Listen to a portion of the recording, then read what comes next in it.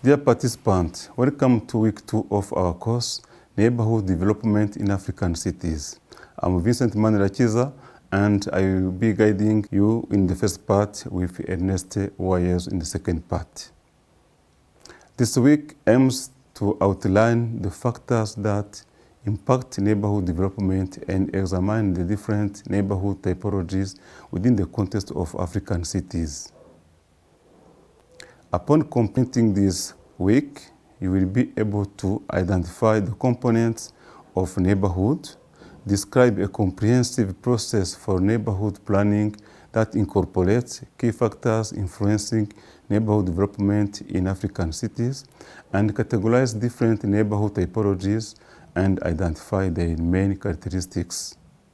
During this week, we will cover two main topics. First, we will explore the concept of neighborhood and crucial factors that affect neighborhood development in African cities.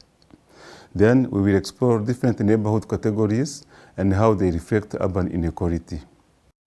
Let us start with the neighborhood concept and the factors influencing its development.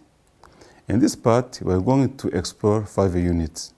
We start by examining the key characteristics that define a neighborhood, then clarify the differences between urban neighborhood, quarter, and district. Next, we will look into factors contributing to uncontrolled neighborhood development, then proceed with the process of neighborhood planning. Finally, we will explore the specific problems affecting neighborhood development. First, we focus on the Unit 1 on key characteristics that define a neighborhood. Despite its importance in urban studies, the term neighborhood lacks a universal definition. But generally, our definition includes social-spatial dimensions. Neighborhoods are shaped by tangible geographic boundaries like streets or landmarks. They are products of ongoing social interactions and collaborating among residents. They function as networks of relationships and activities in a shared space. They foster social cohesion and provide access to shared services. Neighborhoods also have a residential and temporal aspect where living conditions often reflect historical and cultural roots. Therefore, this makes them dynamic spaces that evolve through resident interactions and environmental factors. So, we can conclude that a neighborhood is a geographically distinct community within a larger city. It is defined by its blend of physical, space, social dynamics, and shared identity. These spaces are dynamic, evolving through the interaction of residents and their environment. A neighborhood differs from a quarter and district, though all types are urban spaces. A neighborhood is primarily a residential area. A district, however, focuses more on economic activities and infrastructure with fewer residents but numerous commercial enterprises. A quarter is a smaller subdivision within a neighborhood or district. It is often distinguished by its cultural or historical significance and unique architecture. Now, let's explore the factors shaping neighborhood development in African context. Africa's urban landscape is complex. It has both formal and informal areas playing vital roles in economic and social life. Informal neighborhoods, in particular, are home to millions of low-income residents. Nearly 2/3 of Africa's urban population live in informal settlements or slums.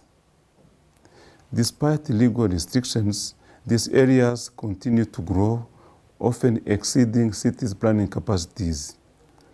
People are drawn to informal settlement due to factors like unemployment, poverty, proximity to urban resources, and lack of affordable housing options. This rapid growth highlights the urgent need for improved neighborhood planning across African cities.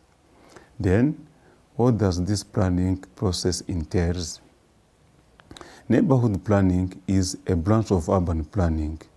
Professional planners work alongside the local communities to design and manage both new and existing neighborhoods. It focuses on human-centered and nature-based aspects. Neighborhood planning involves 6 key steps. Step 1, defining neighborhood boundaries. Step 2, engaging the public for diverse input. Step 3, collecting qualitative, quantitative, and spatial data. Step 4, writing a plan that reflects community input. Then 5, implementing the plan by coordinating stakeholders and securing funding. And lastly, evaluating and monitoring progress to make necessary adjustments and keep the plan adaptable. Despite structured neighborhood planning processes, urban planning in African cities faces significant challenges. 1. Rapid urbanization creates housing demand that exceeds supply, leading to the growth of informal settlement. This is because people like new migrants seek affordable houses. 2. Limited financial resources and high unemployment push governments and residents toward incomplete urban development and cheaper and informal housing options. 3. Traditional planning approaches are good but are hindered by rigid, time-consuming procedures that fail to adapt to dynamic needs of rapidly urbanizing areas. 4. Emphasizing control over guidance whereby planning regulations failing to align with current social, economic, and political realities. 5. Inadequate housing policies marked by bureaucratic approval processes resulting to informal housing development. Then 6. Low public awareness and participation in planning processes resulting in poor compliance with regulations. 7. Unfulfilled government commitment on housing for residents seeking state-built houses, subsidies, and infrastructure cause frustration among residents of informal settlement. Then 8. Political interference and corruption in government and planning agencies lead to the approval of substandard development in inefficiencies in urban planning. 9. Unclear land ownership and tenure system hinder formal housing development, leading to the emergence of informal settlement in marginal or unsuitable areas. And lastly, weak legal frameworks and enforcement mechanisms fail to discourage violations of regulations. We have reached the end of the first part of this week. Thank you for your time and your attention. Before we move on to the next part on neighborhood categories and inequality, I encourage you to share your thoughts and engage with your colleagues in the discussion forum. Bye. See you soon.